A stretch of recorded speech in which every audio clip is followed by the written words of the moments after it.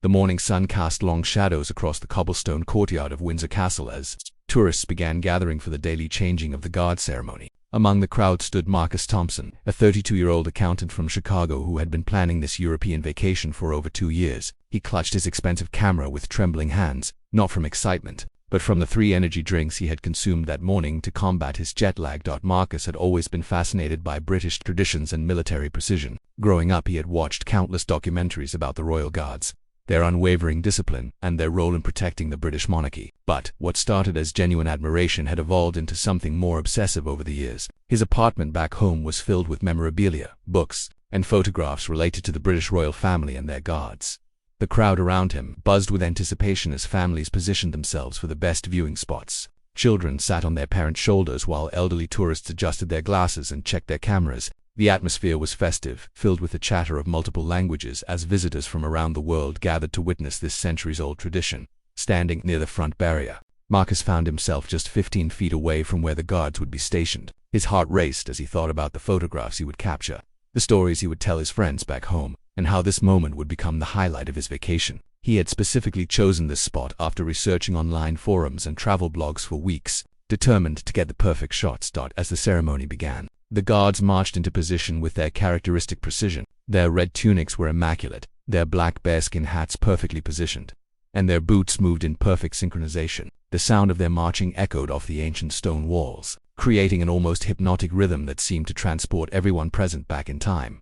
Marcus raised his camera and began taking photographs, but something felt different. The energy drinks had made him jittery, and his usual careful approach to photography was replaced by an almost manic energy. He found himself pushing closer to the barrier, trying to get better angles, more dramatic shots. Other tourists began to notice his increasingly erratic behavior as he elbowed past families and stepped on feet in his quest for the perfect photograph. One of the Royal Guards, Sergeant William Hayes, had been performing ceremonial duties for over 8 years. At 29, he was considered one of the most experienced guards in his unit. He had seen every type of tourist behavior imaginable during his years of service, from the overly enthusiastic to the completely disrespectful. But something about the American tourist with the camera was setting off alarm bells in his trained mind. Hayes maintained his stoic expression while keeping Marcus in his peripheral vision. The guard's training had taught him to remain completely still and focused, regardless of distractions, but his instincts were telling him that this particular tourist might become a problem. He had noticed the man's increasingly agitated movements, the way he was pushing through the crowd, and the intense focus he seemed to have on the guards rather than simply enjoying the ceremony like other visitors. The other guards in the formation had also begun to take notice. Through years of working together, they had developed an almost telepathic ability to communicate potential threats without breaking their ceremonial poses. Subtle eye movements and barely perceptible shifts in stance allowed them to alert each other to Marcus's behavior without alerting the crowd or disrupting the ceremony. Meanwhile, Marcus's behavior continued to escalate. The combination of jet lag, caffeine, and his obsessive fascination with the guards was creating a perfect storm of poor decisions. He began calling out to the guards, asking them to look his way for photographs, completely oblivious to the fact that they were trained never to respond to such requests. His voice grew louder as his frustration mounted, drawing annoyed looks from other tourists who were trying to enjoy the ceremony in respectful silence. A family from Germany, standing near Marcus, began to move away as his behavior became more disruptive. The father, Hans Müller, would later tell investigators that he had been concerned about the American tourists' behavior from the moment the ceremony began. He described Marcus as appearing agitated and unpredictable, and said that he had moved his wife and 2 young children to a safer distance when Marcus began pushing through the crowd. The ceremony continued, despite the growing disturbance, with the guards maintaining their professional composure. However, the security personnel positioned around the perimeter had also begun to take notice of Marcus's behavior. 2 plainclothes security officers, Detective Inspector Sarah Collins and Constable James Morrison, had been discreetly observing the crowd when Marcus's increasingly erratic behavior caught their attention. Detective Inspector Collins had over 15 years of experience in crowd control and threat assessment. She had worked security for numerous royal events and had developed a keen eye for identifying potential troublemakers before they could cause serious problems. As she watched Marcus through her earpiece communication with other security personnel, she began to position herself closer to his location while maintaining the appearance of a casual observer. The irony of the situation was that Marcus remained completely unaware of the attention he was drawing. In his caffeine-fueled state, he believed he was simply being an enthusiastic tourist, trying to make the most of his once-in-a-lifetime opportunity to witness this historic ceremony. He had no idea that his behavior was being interpreted as potentially threatening by trained security professionals who dealt with genuine threats to royal security on a regular basis. As the ceremony progressed, Marcus's frustration continued to build. The photographs he was taking weren't living up to his expectations, and the guard's refusal to acknowledge his presence was beginning to feel like a personal slight. His obsession with getting the perfect shot, combined with his altered mental state from the energy drinks and jet lag, was pushing him toward a decision that would change his life forever.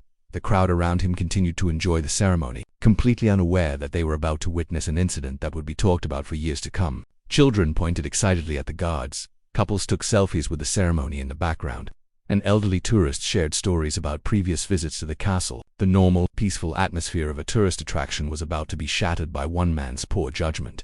Sergeant Hayes continued his vigilant watch while maintaining his ceremonial pose. His years of training had prepared him for many scenarios, but he could never have predicted exactly what was about to unfold. The combination of his professional instincts and his dedication to protecting both the royal family and the general public was about to be put to the ultimate test. That as the ceremony reached its midpoint, Marcus made a decision that would horrify the crowd and create an international incident. The stage was set for a confrontation that would test the limits of royal protocol, security procedures, and human judgment. What happened next would be captured on dozens of cameras and smartphones, creating a viral video that would be viewed millions of times around the world. The peaceful morning at Windsor Castle was about to become anything but peaceful, and Marcus Thompson was about to learn that some boundaries should never be crossed, no matter how fascinated you might be by the people who guard them.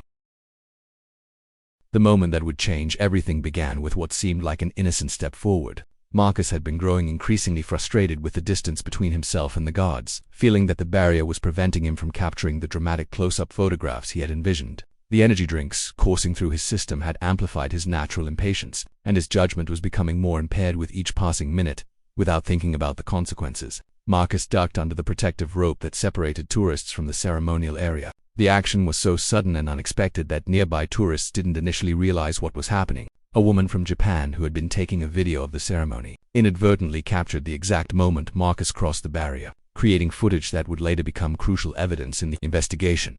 The security response was immediate but measured. Detective Inspector Collins, who had been monitoring Marcus's behavior, spoke quietly into her radio headset, alerting all personnel to the situation. Her years of experience had taught her that crowds could panic easily, and she was determined to handle the situation with minimal disruption to the hundreds of innocent tourists present. Constable Morrison began moving through the crowd, positioning himself for a potential intervention while trying to remain inconspicuous. His training had taught him that unpredictable individuals could become dangerous very quickly, and he needed to be prepared for any scenario. At the same time, he was conscious of the need to avoid creating a scene that might cause mass panic among the tourists. Marcus, now inside the restricted area, approached Sergeant Hayes with his camera raised. The distance between them closed rapidly as Marcus seemed completely oblivious to the seriousness of his actions. He was calling out to the guard, asking him to look this way and give me a good shot for the folks back home.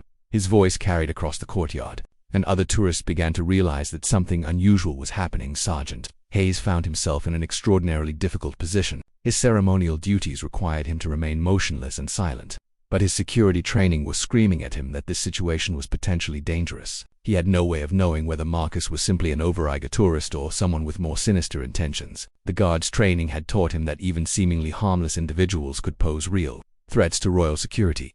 The other guards in the formation were also acutely aware of the developing situation. Through their peripheral vision, they could see Marcus approaching their colleague, but they were bound by strict protocols that prevented them from breaking formation unless given specific orders. Their training had emphasized that maintaining ceremonial discipline was crucial, even in challenging circumstances.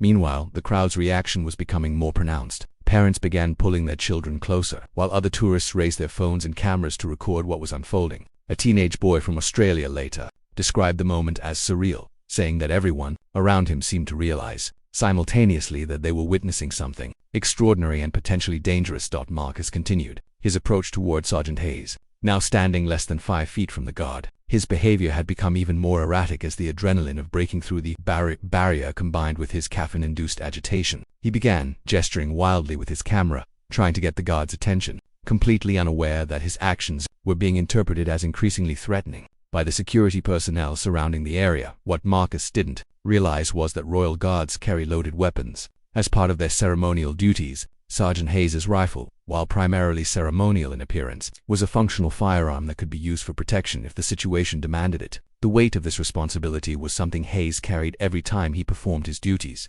and the approaching tourist was now creating a scenario that no amount of training could have fully prepared him for. Detective Inspector Collins made the decision to intervene.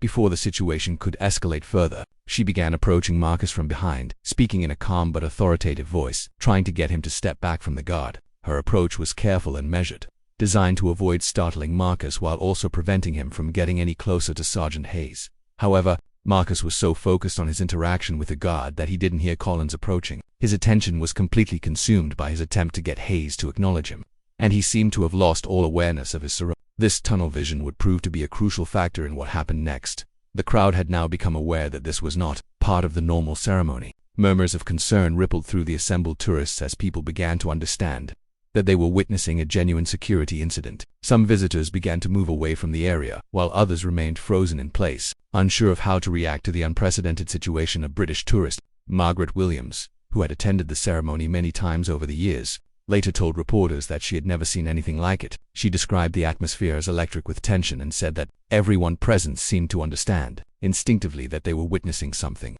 that could become very serious very quickly. Sergeant Hayes, still maintaining his ceremonial pose, was making rapid mental calculations about his options. His training had covered various threat scenarios, but the current situation was unique in its combination of ceremonial constraints and potential security concerns. He needed to remain professional while being prepared for any possibility. The moment that would define the entire incident was now just seconds away. Marcus, growing increasingly frustrated with Hayes's lack of response, made a decision that would shock everyone present. In his caffeine-addled state, he reached out toward the guard's rifle, apparently thinking that if he could just touch or move the weapon, it might get Hayes to react and acknowledge his presence.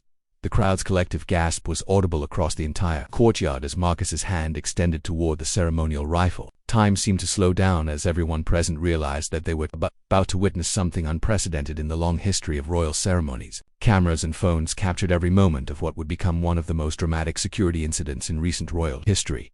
Detective Inspector Collins, seeing Marcus reach for the weapon, abandoned all pretense of subtlety and broke into a run toward him. Her training had taught her that any attempt to touch or grab a royal guard's weapon represented an immediate and serious threat that required instant response. The situation had crossed the line from unusual tourist behavior to a genuine security emergency. Constable Morrison also began moving quickly through the crowd, pushing past startled tourists as he tried to reach Marcus before the situation could escalate further. The coordination between the security personnel was seamless, a result of years of training and preparation for exactly these types of scenarios. The tourists around them stood frozen in disbelief, many still recording with their phones and cameras, creating multiple angles of documentation that would later be analyzed frame by security experts and investigators. The peaceful morning ceremony had transformed into a tense standoff that would be remembered for years too. Marcus's fingers were now just inches from the rifle, and Sergeant Hayes was facing the most challenging moment of his military career. The next few seconds would determine whether this incident would be remembered as a bizarre tourist mishap or something much more serious and potentially tragic.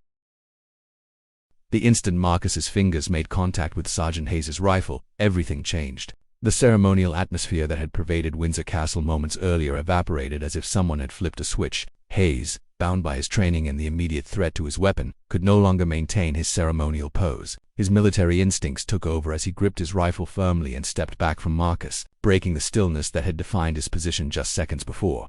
The crowd's reaction was immediate and visceral. Screams erupted from multiple directions as tourists realized they were witnessing a genuine security emergency. Parents grabbed their children and began moving away from the scene, while others stood frozen in shock, unable to process what they were seeing. The organized, peaceful ceremony had transformed into chaos in the span of a heartbeat. Marcus, suddenly confronted by Hayes's movement and the guard's intense stare, seemed to snap out of his caffeine-induced haze for just a moment. The reality of what he had done began to dawn on him, but instead of backing away, his impaired judgment led him to double down on his actions. He tightened his grip on the rifle, apparently thinking that if he could just hold onto it long enough, he might be able to pose for a photograph that would make him famous back home.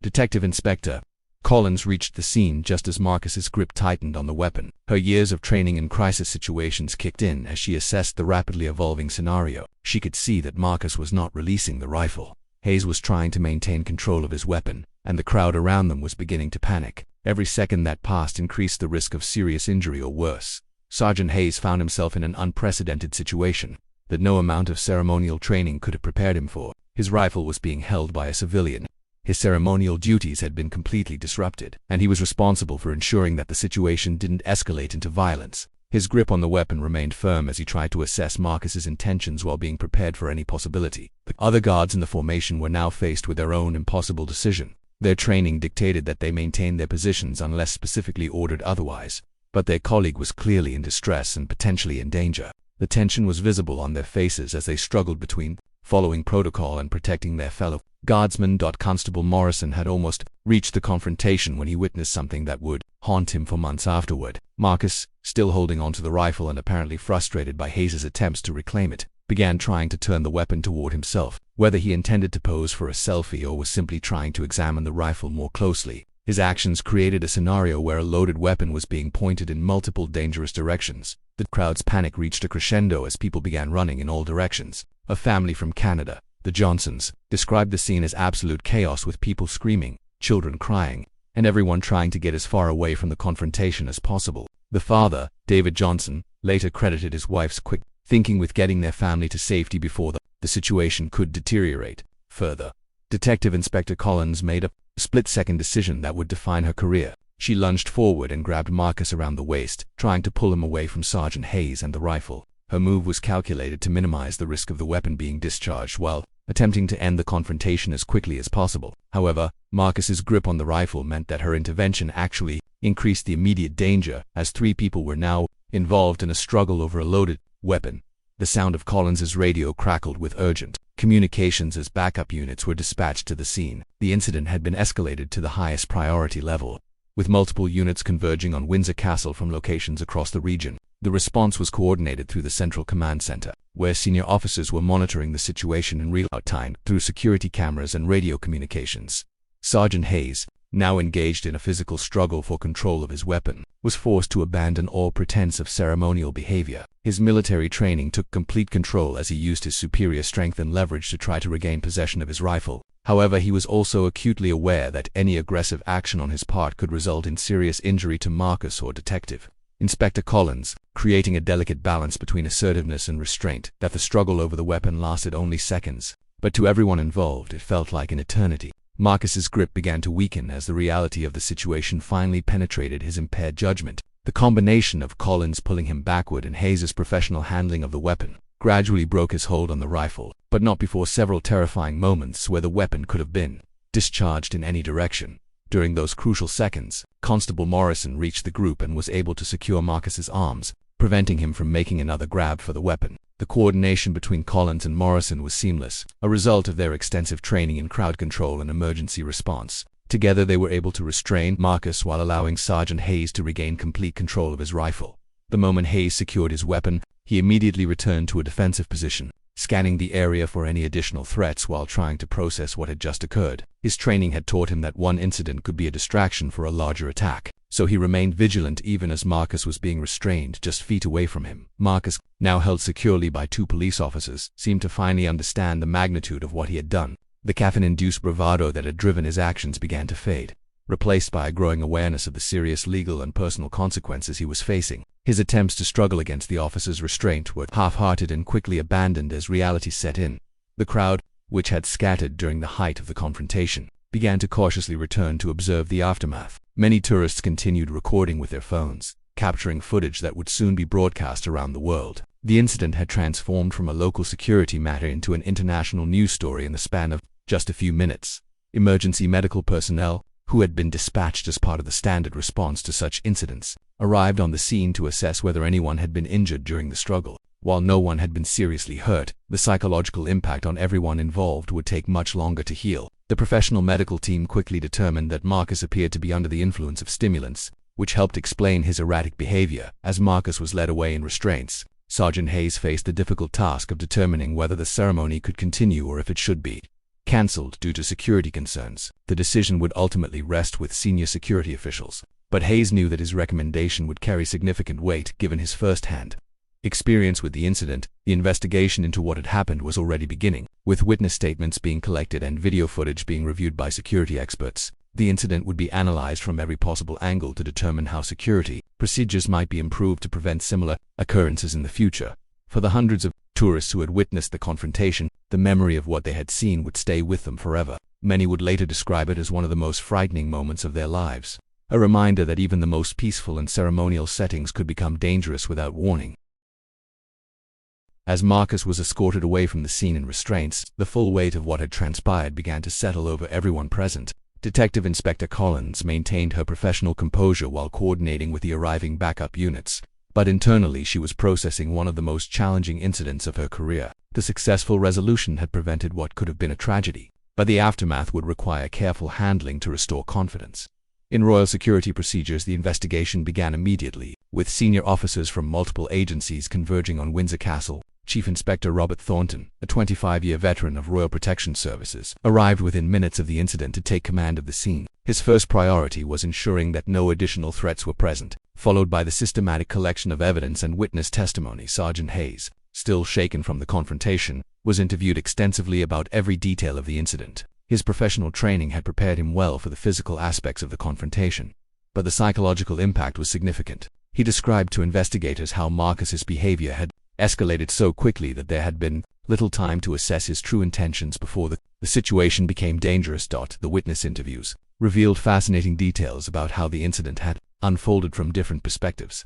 An elderly British gentleman, Professor Edmund Clark, who had been standing near the front of the crowd, provided investigators with a detailed timeline of Marcus's behavior leading up to the confrontation. His account would prove crucial in understanding how the situation had developed over time, rather than appearing suddenly. Meanwhile, Marcus was being held in a secure facility while undergoing medical evaluation. The examining physician, Dr. Rebecca Foster, determined that he had consumed potentially dangerous levels of caffeine, which had significantly impaired his judgment and increased his aggressive tendencies. Her medical report would become an important factor in determining how the case would be prosecuted.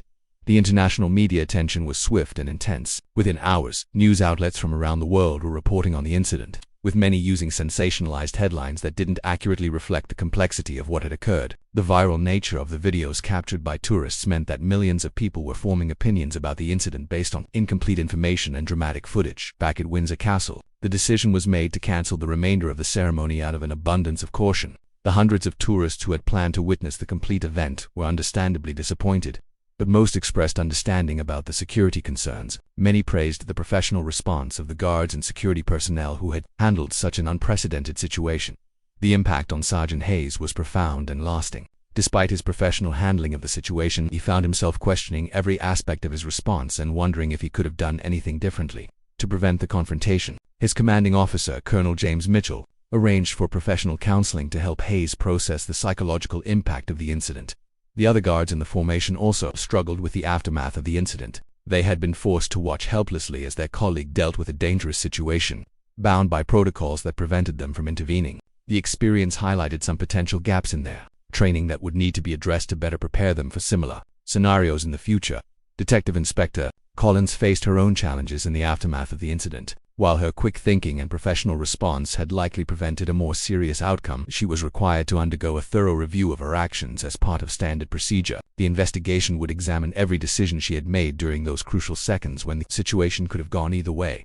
The legal proceedings against Marcus began almost immediately, with charges being filed for assault, breach of security, and endangering public safety. His lawyer, appointed by the American Embassy, faced the difficult task of defending actions that had been captured on multiple cameras and witnessed by hundreds of people. The case would become a complex intersection of international law, diplomatic relations, and criminal justice. The American Embassy worked quickly to manage the diplomatic implications of the incident. Cultural attaché Patricia Williams was tasked with explaining to British authorities that Marcus's behavior was not representative of typical American tourist conduct, and that the United States took such security breaches seriously. The incident threatened to strain relations between the two countries if not handled diplomatically. Analysis of the security footage revealed details that weren't immediately apparent during the chaos of the incident. Experts studying the video frame by frame could see the exact moment when Marcus's demeanor changed from enthusiastic tourist to potentially dangerous individual. This analysis would inform future training programs for security personnel tasked with identifying threatening behavior in crowd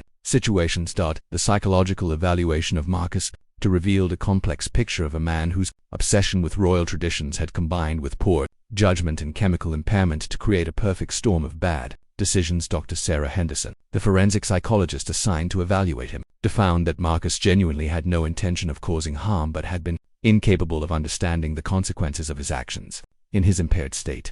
The incident also prompted Comprehensive review of security protocols at all royal residences and ceremonial locations. Security experts from multiple agencies collaborated to identify potential vulnerabilities that the incident had exposed and to develop improved procedures for preventing similar occurrences. The review would take months to complete and would result in significant changes to how ceremonial events were managed.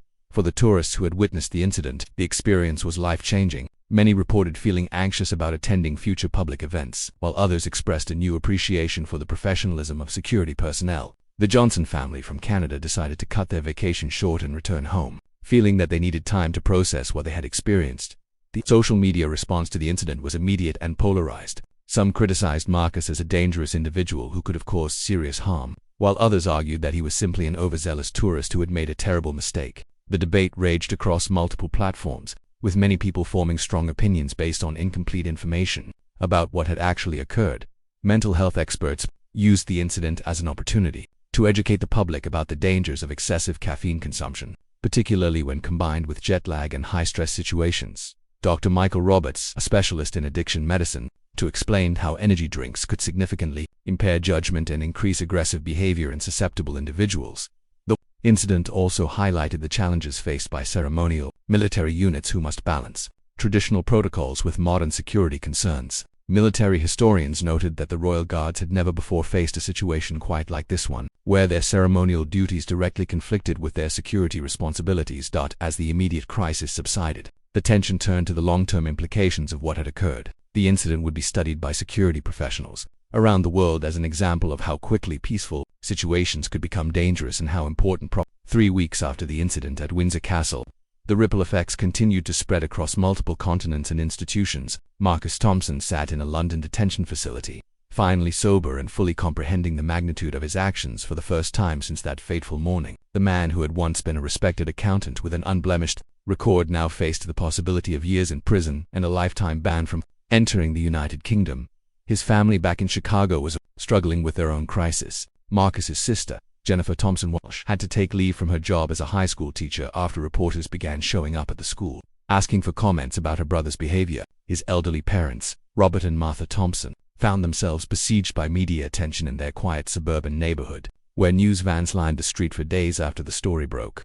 Internationally, the legal proceedings had become incredibly complex, involving multiple jurisdictions and international law. Marcus's court-appointed attorney, Barrister Oliver Whitfield, faced one of the most challenging cases of his career. The evidence against his client was overwhelming, captured on multiple cameras from different angles, with hundreds of witnesses to corroborate the prosecution's case. However, Whitfield was determined to present the psychological and medical factors that had contributed to Marcus's behavior. Dr. Rebecca Foster's medical evaluation had revealed that Marcus had consumed the equivalent of 12 cups of coffee worth of caffeine on the morning of the incident, combined with prescription medication for anxiety that he had been taking to manage his fear of flying. The interaction between these substances, compounded by severe jet lag and his existing obsessive tendencies regarding royal traditions, had created a perfect storm of impaired judgment.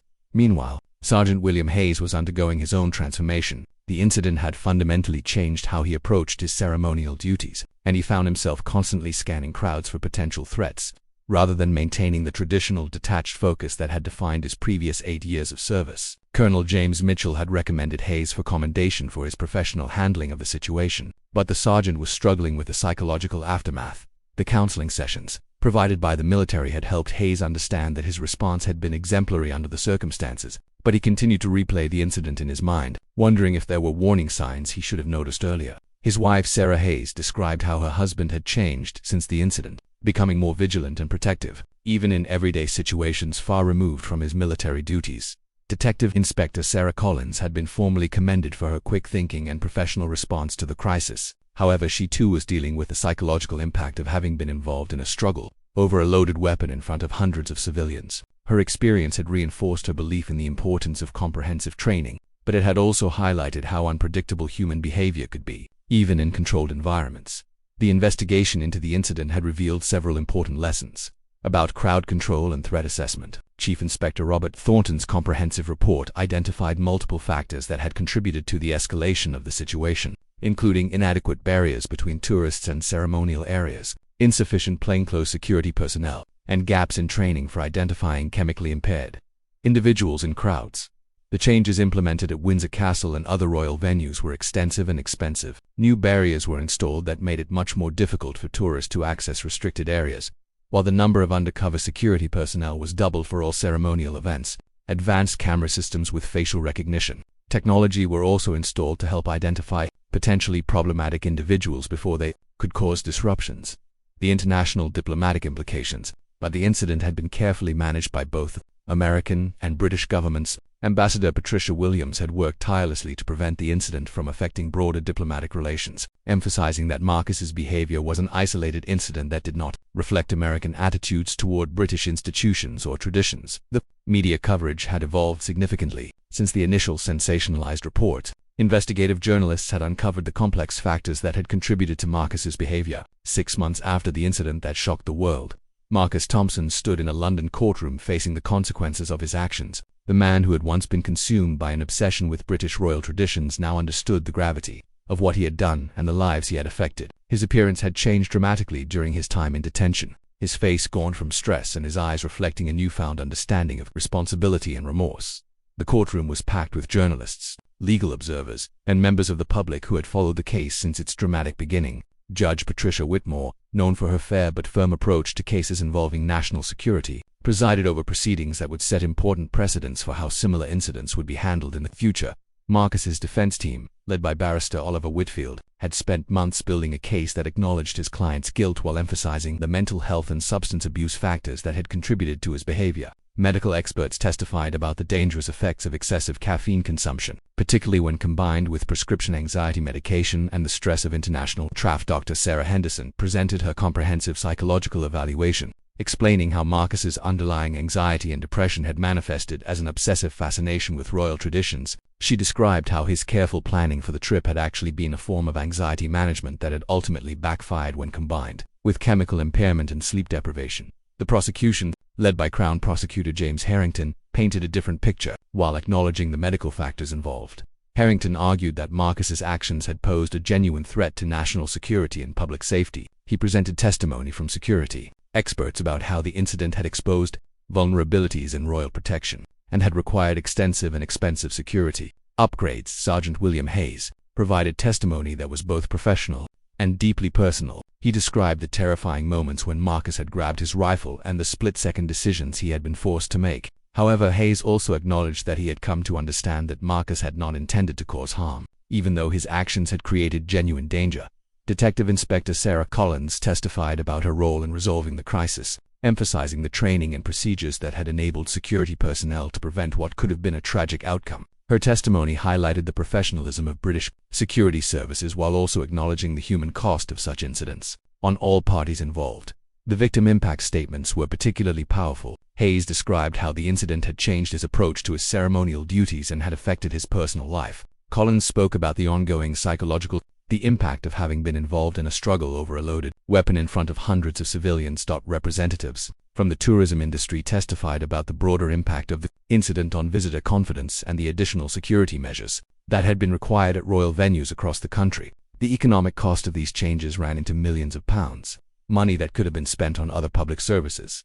Marcus's family had traveled from Chicago to attend the sentencing hearing. His sister Jennifer testified about the man she had known before the incident, describing his genuine love for British history and culture and his complete lack of any violent tendencies. His parents spoke tearfully about their son's mental health struggles and their regret that they had not recognized the warning signs before his trip. The international media tension remained intense, with news outlets from around the world sending correspondents to cover the sentencing. The case had become a symbol of various social issues, from mental health awareness to the dangers of social media-driven obsessions with celebrity culture. Dr. Rebecca Foster's medical testimony was crucial in helping the court understand how multiple factors had combined to impair Marcus's judgment on that fateful morning. Her detailed explanation of the physiological and psychological effects of caffeine overdose, combined with prescription medication interactions, provided important context for understanding how the incident had occurred.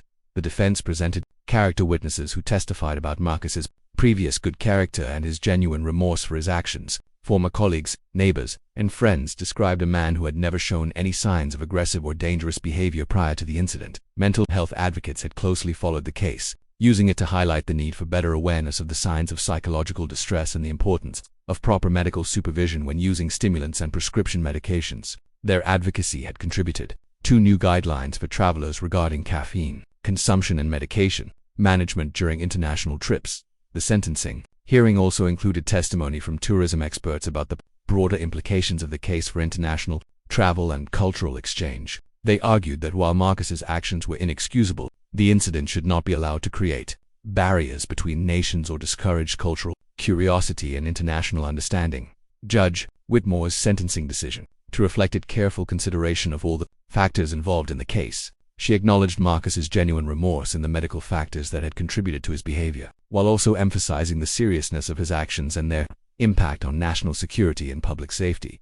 Marcus was sentenced to 18 months in prison, with 12 months suspended, meaning he would serve 6 months in custody before being deported to the United States with a lifetime ban from entering the United Kingdom. The sentence was seen as balanced, acknowledging both the seriousness of his actions and the mitigating circumstances that had contributed to them. The judge also ordered Marcus to pay compensation to cover the costs of the additional security measures that had been implemented as a result of his actions, a sum that would take him years to repay. Additionally, he was required to undergo mandatory mental health treatment and substance abuse counseling as a condition of his suspended sentence. In her closing remarks, Judge Whitmore used the case as an opportunity to address broader social issues. She spoke about the importance of mental health awareness, the dangers of substance abuse, and the need for